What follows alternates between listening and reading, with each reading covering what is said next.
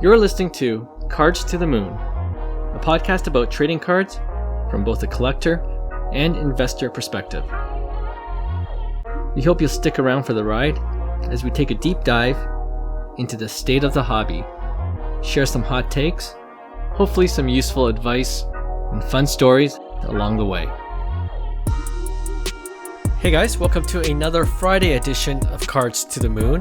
This is episode 348, and my name is Clark from 5cardguys.com. You can also find me on social media at 5cardguys on Instagram, YouTube, and on Facebook.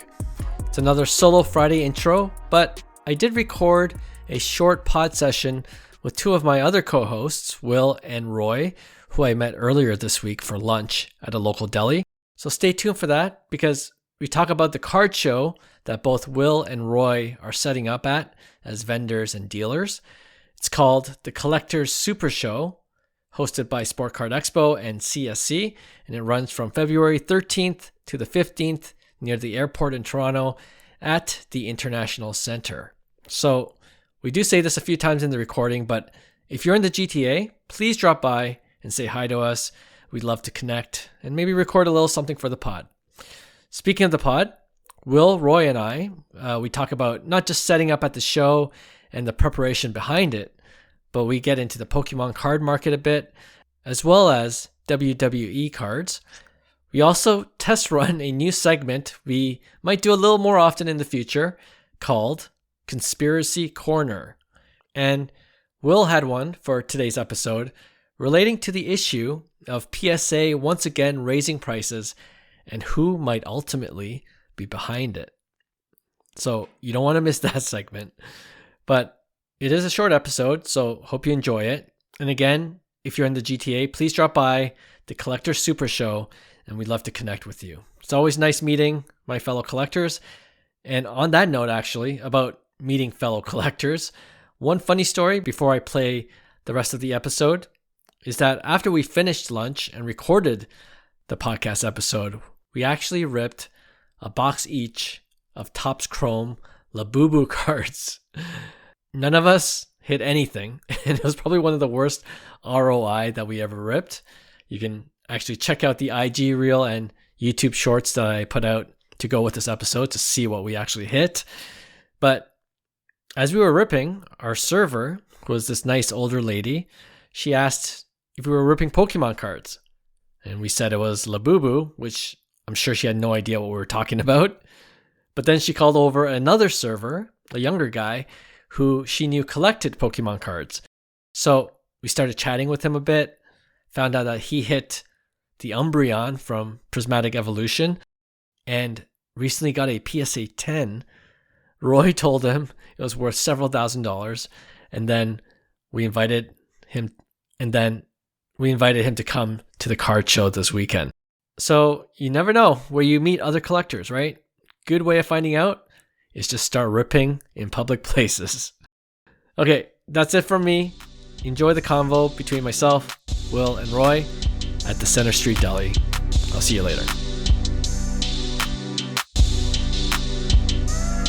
All right, we're here at a local deli in Toronto. It's called Center Street Deli, and I'm here with my podcast co-hosts, Will and Roy. And we're recording this 2 or 3 days before a big show that's coming up where they're both setting up tables. So I want to take the opportunity to ask both of them what they're looking forward to. And if you're in the area, if you're in the GTA area, it'd be a great opportunity for you guys to drop by. And Will's going to share where he's going to be located, as well as Roy right afterwards. So Will, let's start with you. What are you looking forward to at this show in particular? You looking to buy or sell anything? Yeah, what's on your mind? Well, for me, this is my first official show where I'm set up by myself. I've done one show previous with Roy, sitting next to Roy, but that was a much smaller show in scale and size. This will be my first one where I'm doing it by myself. I'm situated in the netherworld or the underworld or wherever the furthest direction you can go. I'll be there. It's funny because when I requested a booth, I requested a corner booth. Little did I know that meant it was the literal corner of the building. So I'll be either your starting point of your show or the ending point of your show, or I'll be that booth that is just too far. You're like, I just stopped halfway through the show. No, you got to definitely visit him. But when I looked at the map, it was pretty hilarious because he is at the literal corner of the show. You want to tell them what your booth is called? I know you're setting up. And what are you thinking about leading up to the show? Like, what do you still need to do in preparation for it? Yeah, so my booth is going to be called Top Rope Pop. It's fun to say. I'm going to be featuring a lot of wrestling cards because my hobby collection has kind of gone that way. But I'll still be buying, selling, trading baseball, basketball, whatever, golf, anything that comes my way except for hockey. I'm not interested. Sorry to all my fellow Canadians. Yeah, so it's going to be a lot of fun. I'm super excited. What was your second question? What do you have to do to prepare? Oh, in terms of preparation, in my younger years, I fancied myself a writer, and one of the things I say about writing is the editing process goes on forever. At a certain point, you just have to give up and stop and let the piece speak for how you wrote it. That's the problem I'm going through right now, where I'm just constantly working on something. I'm thinking about signage. I'm thinking about more penny sleeves and how I'm gonna have my camera set up and all these things. It's just like useless. Roy told me just put up a sign saying that I'm buying wrestling cards and just let the people come, and that might just end up being what I do. He also mentioned off air to bring a big balloon that says WWE. So I thought that was a good idea too. Well, speaking of Roy, he's the veteran dealer now. He's been to many shows. Are you doing anything differently in preparation for this show, or is it same old, same old? And what are you looking forward to at this coming show on Friday? Yeah, it's pretty much the same process going into it. Comp the cards the night before, but what I'm looking forward to is just I'm setting up with a few friends, and that's the best part of it. Just the community. I get to see some friends that are flying in from Edmonton. Some friends I only see when I do card shows, which is far and few between nowadays. And I'm just looking forward to meeting people, seeing what they have to offer for trades, and just speaking the hobby, talking the hobby with them. And that's the best part of these things. It's not really about the cards or the money. It's just the people you meet along the way. So It's cliche, but it's 100% true. And what I like about this show is that it's kind of this combined TCG and sports card show, because the Sports Card Expo, which is coming up in April, right? They are partnering with CSC for this show, and I think it's called the Collectors Supershow. Again, if you're in the area, you need to drop by.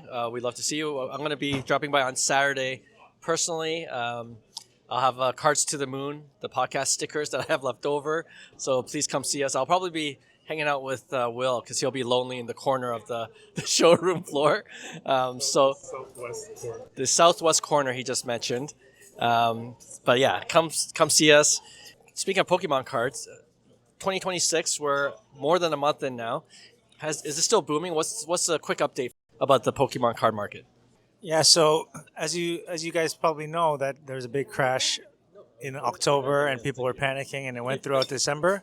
But once December passed, everything's been up again. So things are good. Things are moving, and the hobby's still hot for the Pokemon, especially like high end vintage or even high end Japanese.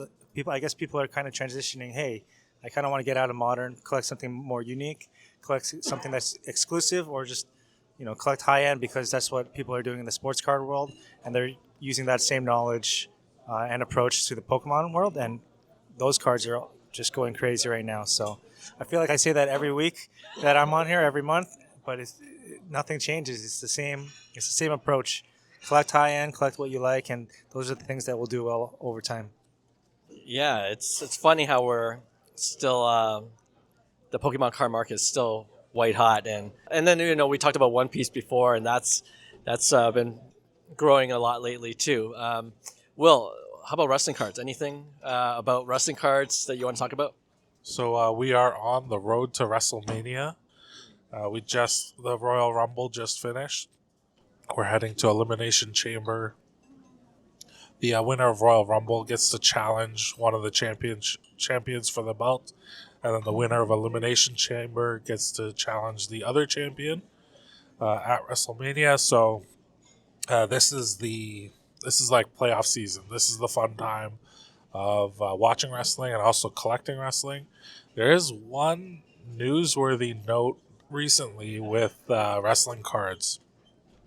It seems like Panini either overprinted or had a bunch of their downtown cards backdoored, and they've been flooding the market.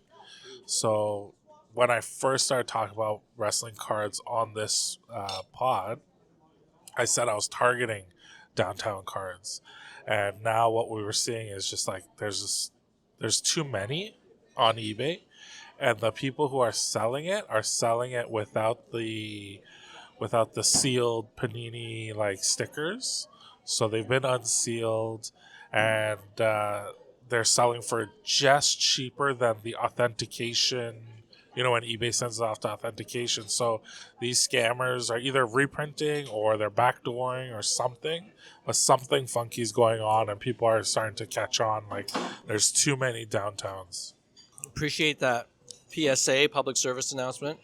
I was going to talk about PSA because we just heard the news about them running the best, perfect business possible, which is to provide slower service and charge more and still stay busy, which is amazing. But let's save that for the next time we meet in the studio, because I think that'll be a more in-depth discussion. I know will have a lot to say then as well. But last thing I want to do, we kind of talked about this off air. I don't know if you want to give it a test run, Will. Conspiracy Corner. Remember, we're talking about possibly doing a Conspiracy Corner segment. I think it might be fun. And just kind of a segue into PSA. We'll talk about that later. But do you want to share what your Conspiracy Corner is? So when it comes to Conspiracy Corner, it has to be really off the rails, just over the top. So today we got that news that PSA is increasing their pricing. They're getting rid of bulk. They're slowing down their service times. They're basically doing everything the opposite of how proper business is supposed to be run, which boggles my mind as a business owner. Like, I'm trying to figure out how I can apply PSA's tactics to my own business. But my conspiracy is that this is all under the control of Fanatics, because Fanatics at some point in the near, not too distant future, is going to buy a grading company or start their own grading company, and we're all going to be so grateful to Fanatics for fighting against the bullies that are PSA, fighting against all the injustice that PSA has caused. And so we're all going to look at Fanatics as these heroes, but really it's all a long game. It's a long con for them to just own and operate every facet of the hobby. So there you go. But I love Fanatics. Thank you, Fanatics. Mark today's date, February 10. Let's see if this becomes a reality in the not-so-distant future. But appreciate you guys. Again, if you're in the area, the GTA, Greater Toronto area, go to the Collectors Supershow. Is this the first time they're doing it? Collectors Supershow? Okay, so that's why I still got to get used to the name. But Collectors Supershow, it goes from Friday, Saturday, Sunday, and Will and Roy will be there all 3 days. So check their booth out as well. Oh, Roy, we didn't say what the name of your booth is. So I'll be setting up pretty much dead center of the middle of the venue under PokeFam Collectibles, I believe. That's a friend of mine from Edmonton. So if you're from Edmonton, check them out. I think they do local shows, but I'll be setting up with them. We have about 6 tables, and yeah, I'm pretty much right in the middle, just like diagonally across from PSA, I believe. Yeah. So if you just want to say hi, you want to check out some cards, or you have anything to trade or just talk, just swing by. All right. See what happens when you're a veteran dealer. You got a marquee spot right in the center. There's something to work up towards too, Will. But yeah, we'll hope to see you there. Hey, thanks for listening to Cards to the Moon. We'd really appreciate you subscribing to our podcast wherever you listen to your podcasts. And you can also connect with each of us on Instagram at 5cardguys, or you can follow Hyung at Integrity Sports Cards, or John at TradeU at Recess. You can also check us out at 5cardguys.com. Thanks again, and hope to connect soon.